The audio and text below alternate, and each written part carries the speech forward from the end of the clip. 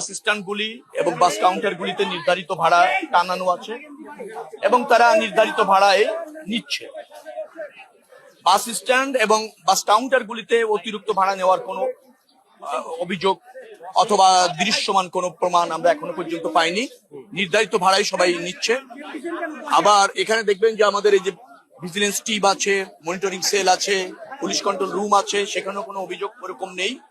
বিচ্ছিন্নভাবে দুই এক জায়গায় এরকম অভিপ্রায় গোপনের চেষ্টা করা হয়েছে, তাৎক্ষণিকভাবে তাদের বিরুদ্ধে ব্যবস্থা নেওয়া হয়েছে।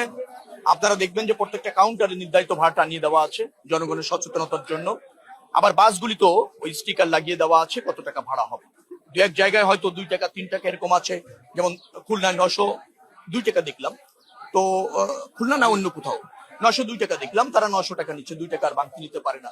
আবার একটা জায়গায় দেখলাম যে 690 টাকা আছে, 690 টাকাই নিচ্ছে, কেউ আবার 700 টাকা দিয়ে বলছে 10 টাকা ফেরত নিচ্ছে না, বল থাকুক আপনার কাছে, এরকম। তবে নির্ধারিত ভাড়ায় নিচ্ছে এবং আপনারা দেখছেন যে এখানে নির্ধারিত ভাড়া ডিজিটাল ডিসপ্লে অন্যান্য জায়গায় সচেতনতা ভাবে টানিয়ে দেওয়া আছে। আমার মনে হচ্ছে যে কোনো সময় মানুষ স্বস্তিতে নির্ধারিত ভাড়ায় বাড়ি যেতে পারছে।